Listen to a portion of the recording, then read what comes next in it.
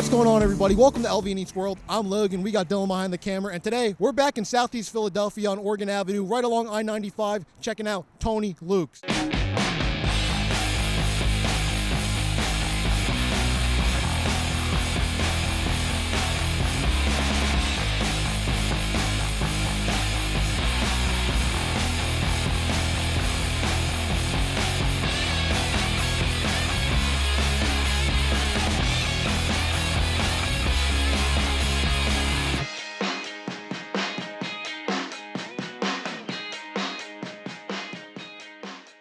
Established back in 1992, Tony Luke's was just another cheesesteak restaurant trying to make a name for themselves. But by being dedicated to the craft and putting the customer first, they have since emerged as one of the more well-known spots in town.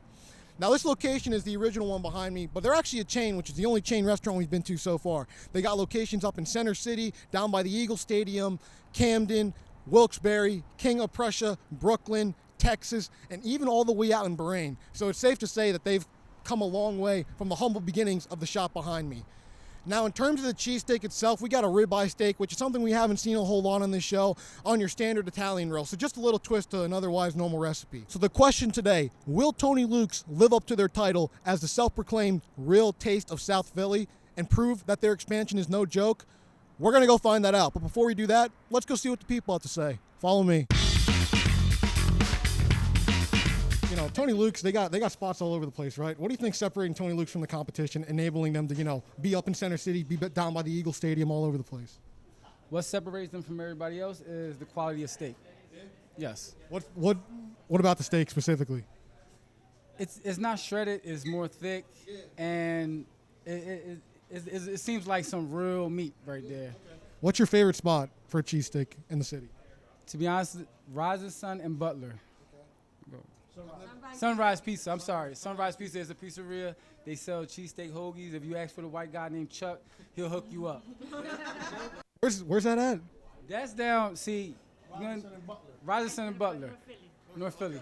It's a little dangerous spot, but Erie Avenue. Erie Avenue. Okay. Would you come back to Tony Luke's? I will. Yeah. All right, guys, so we did it. Tony Luke's, right off the bat, before I even get to the steak, you know, they're kind enough to give us all these condiments before we start out.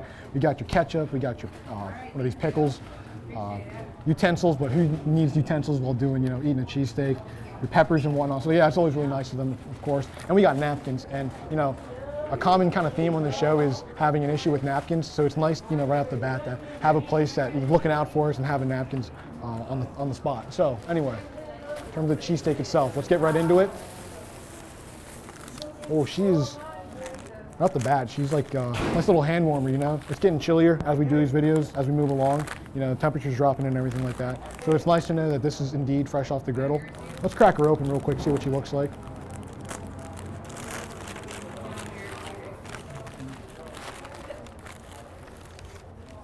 Okay, all right, so right off the bat, I guess you would consider this sliced. So they layered it like a sliced sandwich where you have bread, you smother that with Cheese Whiz, and then you layer the steak on top of that. But like it looks sliced, but I'm not too sure what direction we were going here, because you can obviously tell, you know, there's finer pieces and stuff like that mixed in here and there, along with much larger pieces. I'm not knocking it, I'm just like a little confused in terms of the direction of the cheesesteak. But you know, before we dive into the whole thing, let's see how she tastes, just an individual piece of steak. Oh, clumsy hands today, guys. All right.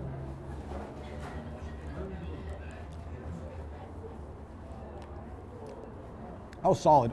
That one definitely had a lot of Cheese Whiz on it, so maybe, you know, that take is a little unfair.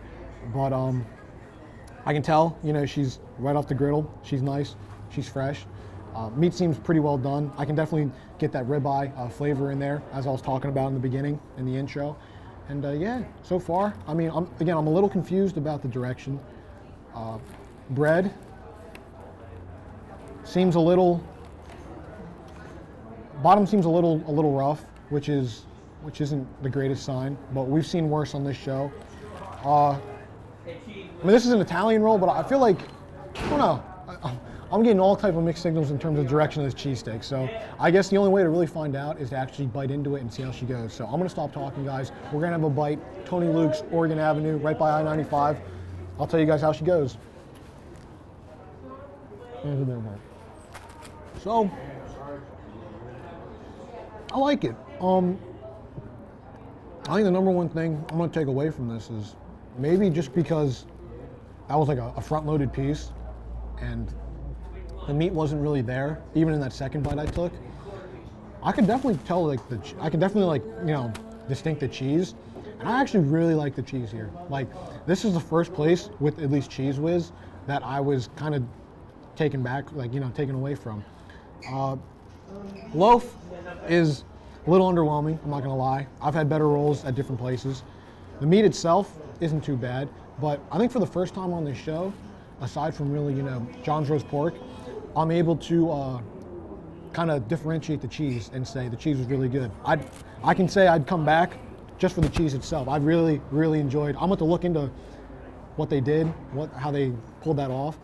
But I think, yeah, for the first time, really, out of all the aspects of the cheesesteak, I'm digging the cheese itself, which is very rare on this adventure of ours. In terms of review, I'm not really blown away by anything else about the cheesesteak. I don't think a 3.5 would be fair though, because it's definitely not bad. Like a lot of things aren't great. There's nothing I can really like pick apart and say, okay, this like kind of takes everything back. You know, the steak really takes everything back. The bread takes everything back. That's not the case. So we're gonna go with a 4, a light 4.